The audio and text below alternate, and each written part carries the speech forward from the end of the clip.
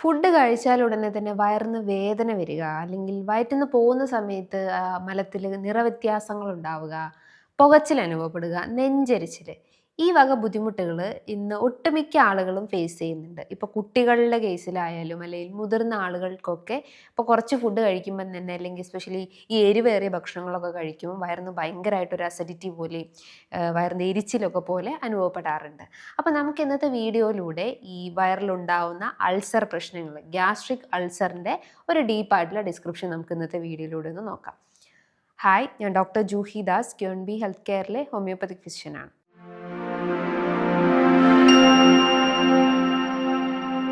നമുക്കറിയാം, നമ്മുടെ ദഹനത്തിന് സഹായിക്കുന്ന ഒരുപാട് നല്ല ബാക്ടീരിയാസും ഉണ്ട്, ചീത്ത ബാക്ടീരിയാസും ഉണ്ട്. അപ്പോൾ വയറിൽ H pylori bacteria, Helicobacter pylori എന്ന് പറഞ്ഞിട്ടുള്ള ഒരു ബാക്ടീരിയ പ്രസൻ്റ് ആണ്. അതിൻ്റെ പ്രൊഡക്ഷൻ അമിതമാകുമ്പോഴാണ് ഒരു അൾസർ ടെൻഡൻസിയിലേക്ക് പോകുന്നത്.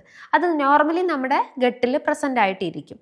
പക്ഷേ ചില കാരണങ്ങൾ കൊണ്ട് ഈ എച്ച് പൈലോറി പ്രൊഡക്ഷൻ അമിതമാകും. നോർമലി ഈ ഒരു എച്ച് പൈലോറിനെ ഡിസ്ട്രോയ് ചെയ്യുന്നത് നമ്മളെ ഗട്ടിലെ HCl സെക്രീഷൻസ് അല്ലെങ്കിൽ ഹൈഡ്രോക്ലോറിക് ആസിഡ് ആണ്. ഈ ആസിഡ് സെക്രീഷൻ്റെ സഹായത്തോടു കൂടിയാണ് എച്ച് പൈലോറി ബാക്ടീരിയാസ് എല്ലാം അമിതമായി കഴിഞ്ഞാൽ ഡിസ്ട്രോയ് ചെയ്യപ്പെടുന്നത്. പക്ഷേ ഈ എച്ച് പൈലോറി ബാക്ടീരിയ അല്ലെങ്കിൽ ആസിഡിൻ്റെ പ്രൊഡക്ഷൻ ഡിസ്റ്റർബൻസ് ഉണ്ടാകുമ്പം അത് നമ്മുടെ മ്യൂക്കസ് ലൈനിങ് അല്ലെങ്കിൽ സ്റ്റൊമക്കിൻ്റെ അല്ലെങ്കിൽ ആമാശയ ഭിത്തികളുടെ ലൈനിങ്ങിൽ പോയിട്ട് അവിടെ ഒരു അൾസർ ക്രിയേഷൻ ഉണ്ടാക്കുന്നു, അല്ലെങ്കിൽ അൾസർ രൂപാന്തരപ്പെടുകയും ചെയ്യുന്നുണ്ട്. അപ്പോൾ എച്ച് പൈലോറി ബാക്ടീരിയ അല്ലെങ്കിൽ ഹെലിക്കോബാക്ടർ പൈലോറി ആണ് അൾസർ, അതായത് വയറിലുണ്ടാവുന്ന അൾസർ ടെൻഡൻസിൻ്റെ മെയിൻ റൂട്ട് കോസ് എന്ന് പറയുന്നത്. എച്ച് പൈലോറി ബാക്ടീരിയ ഒരു 80% കോസസ് ആയിട്ട് നമുക്ക് പറയാവുന്നതാണ്. എന്നാൽ റിമൈനിങ് ഒരു 20-30% കോസസും പറയാവുന്നുണ്ട്. ഒന്നാമത്തേത്, നിങ്ങൾ അമിതമായിട്ട് സ്മോക്ക് ചെയ്യുന്ന ആളുകൾ അല്ലെങ്കിൽ അമിതമായിട്ട് പുകവലിക്കുന്ന ആളുകളിൽ നമുക്കറിയാം, ഈ പുകവലിച്ചാൽ എങ്ങനെയാണ് അത് വയറിനെ എഫക്റ്റ് ചെയ്യുക, അത് ഈ ലങ്സിനെയല്ലേ ഏറ്റവും കൂടുതൽ എഫക്റ്റ് ചെയ്യുന്നത്, അല്ലെങ്കിൽ ശ്വാസകോശത്തിനെയാണല്ലോ ഏറ്റവും കൂടുതൽ എഫക്റ്റ് ചെയ്യുന്നുള്ള സംശയം ഉണ്ടാവും. പുകവലിക്കുന്ന സമയത്ത് 70% സ്മോക്കും നമ്മുടെ ലങ്സിലേക്കും ബാക്കി ഒരു 30% നമ്മുടെ ആമാശയത്തിലേക്കും ഡിസോൾവ് ചെയ്യുന്നതാണ് ചെയ്യുന്നത്. അപ്പോൾ അത് നമ്മുടെ സർക്കുലേഷൻസിൽ ഇംബാലൻസ് അല്ലെങ്കിൽ ആ മ്യൂക്കസ് ലൈനിങ്ങിൽ ഡിസ്റ്റർബൻസ് ഉണ്ടാക്കിയിട്ട് അൾസർ ഫോർമേഷൻസ് ഉണ്ടാകും. പിന്നെ നിങ്ങൾ അമിതമായിട്ട് മദ്യപിക്കുന്ന ആളുകളാണെങ്കിൽ അത് പല രീതിയിലുള്ള ഇൻഫ്ലമേറ്ററി കണ്ടീഷൻസ് ഉണ്ടാക്കും. ഗ്യാസ്ട്രൈറ്റിസ്, ഫാറ്റി ലിവർ, അതേപോലെ സിറോസിസ് കണ്ടീഷൻസ് ഒക്കെ ഉണ്ടാവാനുള്ള സാധ്യത കൂടുതലാണ്. മൂന്നാമത്തേത്, നിങ്ങളെ irregular food patterns. Irregular food patterns എന്ന് പറയുമ്പോൾ ഇന്ന് ആളുകൾ ഒരു പ്രോപ്പർ ടൈമിങ്ങിലായിരിക്കില്ല ഫുഡ് കഴിക്കുക. ഇപ്പോൾ ബ്രേക്ക്ഫാസ്റ്റ് എന്ന് പറയുമ്പോൾ നമ്മൾ യൂഷ്വലി ഒരു 7:30 to 8 o'clock ഉള്ളിൽ കഴിക്കണമെന്നാണ് പറയാറ്. പക്ഷേ നമ്മുടെ ജോലി തിരക്കിൻ്റെ ഭാഗവും അല്ലെങ്കിൽ പഠനത്തിൻ്റെ തിരക്കിൻ്റെ ഇടയിലൊക്കെ ചിലപ്പോൾ നമ്മൾ ബ്രേക്ക്ഫാസ്റ്റ് കഴിക്കാതിരിക്കും, അല്ലെങ്കിൽ അത് സ്കിപ്പ് ചെയ്ത് പോവും, അല്ലെങ്കിൽ ചിലപ്പോൾ ലേറ്റ് ആയിട്ട് കഴിക്കും.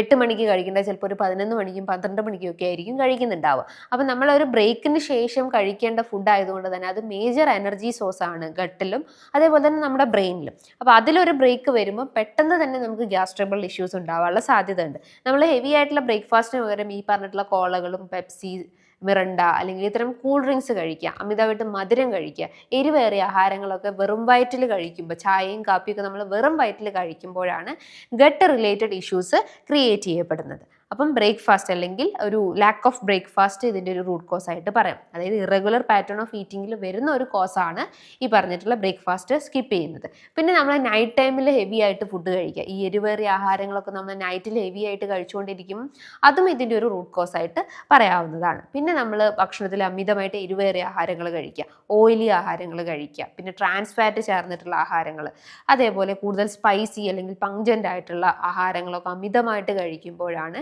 ഈ ബുദ്ധിമുട്ടുകൾ ട്രിഗർ ചെയ്യുന്ന അല്ലെങ്കിൽ ഇൻക്രീസ് ചെയ്യപ്പെടുന്നത്. നാലാമത്തെ ഒരു കോസ് എന്ന് പറയുന്നത് ഓവർ സ്ട്രെസ് അല്ലെങ്കിൽ ഓവർ ആങ്സൈറ്റി. നമ്മൾ മാനസികമായിട്ട് ബുദ്ധിമുട്ടുകൾ ഉണ്ടെങ്കിൽ അത് നമ്മൾ ഹോൾ ഹെൽത്തിനെ എഫക്റ്റ് ചെയ്യും, എസ്പെഷ്യലി ഫിസിക്കൽ ഹെൽത്തിനെ ഡാമേജ് ആക്കാനുള്ള സാധ്യത ഉണ്ട്. അപ്പോൾ ടെൻഷൻ ഇതിൻ്റെ ഒരു റൂട്ട് കോസ് ആയിട്ട് പറയാം.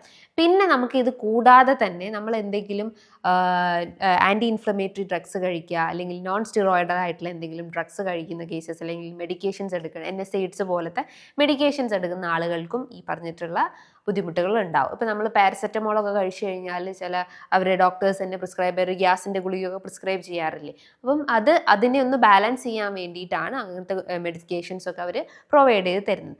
അതേപോലെ തന്നെ നമ്മൾ എന്തെങ്കിലും മെഡിക്കേഷൻസ് കണ്ടിന്യൂസ് ആയിട്ടൊക്കെ യൂസ് ചെയ്യുന്നുണ്ടെങ്കിൽ നമുക്ക് പെട്ടെന്നുള്ള ഒരു അൾസർ പ്രശ്നങ്ങൾ ഉണ്ടാവും. അതേപോലെ തന്നെ നമ്മൾ ഒട്ടും വ്യായാമം ചെയ്യുന്നില്ല, ലാക്ക് ഓഫ് എക്സസൈസ് ഇതിൻ്റെ ഒരു റൂട്ട് കോസ് ആയിട്ട് പറയാവുന്നതാണ്. അപ്പോൾ ഇതൊക്കെയാണ് മെയിൻലി ഈ പറഞ്ഞിട്ടുള്ള അൾസർ ഫോർമേഷൻസും H pylori bacterial imbalance create ചെയ്യുന്നത്.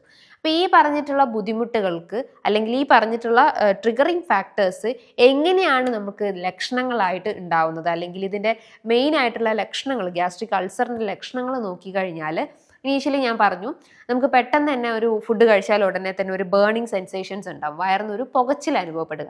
ഈവൻ കുറച്ച് ഫുഡ് കഴിച്ചാൽ തന്നെ വയറിന് പെട്ടെന്ന് വീർത്ത് വരിക, പെട്ടെന്ന് തന്നെ വയറ് ഫുള്ളായിട്ട് ഇരിക്കുന്ന ഒരു അവസ്ഥ, ഓക്കാനം രൂപപ്പെടും, ചിലപ്പോൾ ഛർദിയായിട്ട് കാണിക്കാവുന്നതാണ്.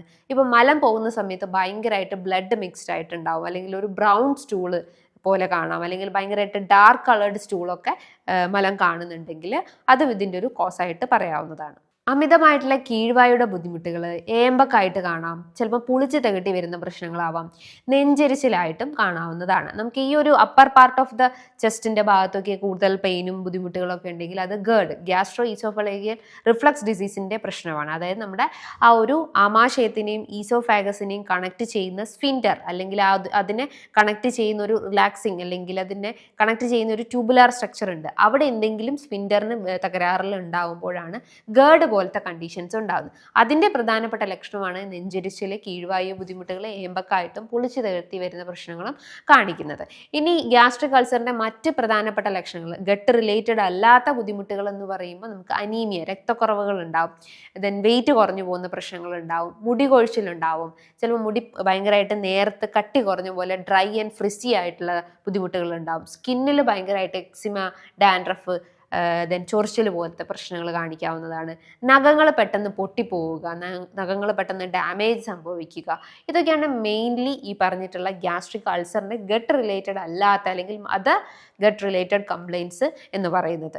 ഇനി ഈ ബുദ്ധിമുട്ടുകളെ നമുക്ക് ഓവർകം ചെയ്യാൻ വേണ്ടിയിട്ട് കുറച്ച് മാനേജ്മെൻറ്റ് സൈഡ് നമ്മളൊന്ന് കീപ്പ് ചെയ്യേണ്ടതുണ്ട്. ഫസ്റ്റ് ഓഫ് ഓൾ, നിങ്ങൾക്ക് സിവിയർ ആയിട്ടുള്ള ഗ്യാസ്ട്രിക് കംപ്ലയിൻസ് ഉണ്ടെങ്കിൽ നമ്മൾ എരിവ്, അധികമായിട്ടുള്ള പുളി, അധികമായിട്ടുള്ള ഓയിലി, ഇത്തരം എക്സ്ട്രീംസ് ആയിട്ടുള്ള കാര്യങ്ങൾ ഒഴിവാക്കുക. പിന്നെ അത്യാവശ്യം പച്ചക്കറികൾ കഴിക്കുക, ഇലക്കറികൾ കഴിക്കുക, കിഴങ്ങ് വർഗ്ഗങ്ങളുടെ ഉപയോഗങ്ങൾ കുറയ്ക്കുക. പിന്നെ അത്യാവശ്യം ആൻറ്റി ഇൻഫ്ലമേറ്ററി ആയിട്ടുള്ള ആഹാരങ്ങൾ അത്യാവശ്യം ഉൾപ്പെടുത്താവുന്നതാണ്. ദെൻ നട്ട്സ്, സീഡ്സ് ഒക്കെ ഡെയിലി ബേസിസിൽ കഴിക്കാം. അത് ഈ ബ്ലോട്ടിംഗ് ടെൻഡൻസി ഒക്കെ കുറയ്ക്കുന്നത് കുറച്ചുകൂടി യൂസ്ഫുൾ ആയിരിക്കും. പിന്നെ ആഹാരങ്ങൾ ചൂടോടുകൂടി തന്നെ കഴിക്കാൻ ശ്രമിക്കുക. അതേപോലെ തന്നെ പല പഠനങ്ങൾ എന്ന് പറയുന്നുണ്ട്, കിണറിലെ വെള്ളം നമ്മൾ കുടിക്കുമ്പോൾ അത് ഗ്യാസ്ട്രിക് ബുദ്ധിമുട്ടുകൾ ക്രിയേറ്റ് ചെയ്യും, അല്ലെങ്കിൽ ഇൻക്രീസ് ചെയ്യാനുള്ള ടെൻഡൻസി ഉണ്ട്, അല്ലെങ്കിൽ കിണറിലെ വെള്ളത്തിലൊക്കെ ഈ എച്ച് പൈലോറി ബാക്ടീരിയൻ്റെ പ്രസൻസ് ഉണ്ടെന്ന്. അപ്പോൾ നമ്മൾ എപ്പോഴും കിണറിലെ വെള്ളം യൂസ് ചെയ്യുമ്പം അത് ചൂടാക്കിയിട്ട് ഉപയോഗിക്കാൻ ശ്രമിക്കുക. എന്നാലുള്ള ആ ബാക്ടീരിയ ഡിസ്ട്രോയ് ആയിട്ട് നമുക്കൊരു ഫ്രഷ് ആയിട്ടുള്ള ഒരു വാട്ടർ നമുക്ക് കിട്ടത്തുള്ളൂ. അപ്പോൾ ആ ഒരു മെത്തേഡ് ഫോളോ ചെയ്യാൻ ശ്രമിക്കുക. പിന്നെ ഇത്തരം കൂൾ ഡ്രിങ്ക്സ്, കാർബണേറ്റഡ് ഡ്രിങ്ക്സ് ഒക്കെ പരമാവധി ഒഴിവാക്കുക. അത്യാവശ്യം നമ്മളെ ദഹനത്തിന് കൂളാക്കുന്ന രീതിയിലുള്ള അല്ലെങ്കിൽ ക്ലെൻസ് ചെയ്യുന്ന കാര്യങ്ങൾ എടുക്കുക. അപ്പോൾ തൈരോ മോരോ പഴങ്കഞ്ഞിയോ ഒക്കെ അത്യാവശ്യം കഴിക്കാവുന്നതാണ്. ഓവർ സ്പൈസി ആയിട്ടുള്ള ആഹാരങ്ങൾ ഉണ്ടെങ്കിൽ കുറയ്ക്കുക. പിന്നെ ഓവർ സിട്രസ് ഫ്രൂട്ട്സ് ആയിട്ടുള്ള ആഹാരങ്ങളൊക്കെ പരമാവധി, അതായത് അസിഡിക് നേച്ചർ കൂടുതലുള്ള ആഹാരങ്ങൾ കുറച്ച് കൊണ്ടുവരാൻ ശ്രമിക്കുക. ഇലക്കറികൾ കഴിക്കാം. ദെൻ അതേപോലെ തന്നെ അത്യാവശ്യം പച്ചക്കറികളും ഫ്രൂട്ട്സും ഉൾപ്പെടുത്താവുന്നതാണ്. അത്യാവശ്യം വെള്ളം കുടിക്കുക. ഒരു 3 ലിറ്ററെങ്കിലും മിനിമം നിങ്ങളെ വാട്ടർ ഇൻടേക്ക് മെയിൻറ്റെയിൻ ചെയ്യുക. അതേപോലെ തന്നെ ഏറ്റവും ഫോർമോസ്റ്റ് ആയിട്ടുള്ളതാണ് നിങ്ങളെ ഭക്ഷണത്തിൻ്റെ ടൈമിംഗ് ഏറ്റവും ഇമ്പോർട്ടൻ്റ് ആണ്. പ്രോപ്പർ ടൈമിങ്ങിൽ ഫുഡ് മെയിൻറ്റെയിൻ ചെയ്യാൻ ശ്രമിക്കുക. പിന്നെ അത്യാവശ്യം വർക്കൗട്ടുകൾ, ബവൽ മൂവ്മെൻറ്റ്സ് ഇമ്പ്രൂവ് ചെയ്യുന്ന രീതിയിലുള്ള വർക്കൗട്ടുകളും ഇതിനോടൊപ്പം ചെയ്യാൻ ശ്രമിക്കുക. സോ ഇങ്ങനത്തെ കാര്യങ്ങൾ നമ്മൾ ഡെയിലി ലൈഫിൽ ഒരു റൂട്ടീൻ പോലെ പോയി കഴിഞ്ഞാൽ ഈ ബുദ്ധിമുട്ടുകളൊക്കെ നമുക്ക് മരുന്നില്ലാതെ തന്നെ മാറ്റിയെടുക്കാവുന്നതാണ്. ചെറിയൊരു വേദന വരുമ്പോൾ നമ്മൾ മരുന്നിന് ഡിപ്പെൻഡഡ് ആവാതെ കുറച്ച് ചേഞ്ചസ് നമ്മൾ ലൈഫിൽ കൊണ്ടുവന്നു കഴിഞ്ഞാൽ ഈ പ്രശ്നങ്ങളെയൊക്കെ നമുക്ക് കുറച്ചെടുക്കാവുന്നതാണ്. ഇതുമായി ബന്ധപ്പെട്ട് നിങ്ങൾക്ക് എന്തെങ്കിലും ഡൗട്ട്സ് ഉണ്ടെങ്കിൽ താഴെ കാണുന്ന നമ്പറിൽ കോൺടാക്റ്റ് ചെയ്യാവുന്നതാണ്. നല്ലൊരു ഹെൽത്ത് ടോപ്പിക്കുമായി വീണ്ടും കാണാം. താങ്ക്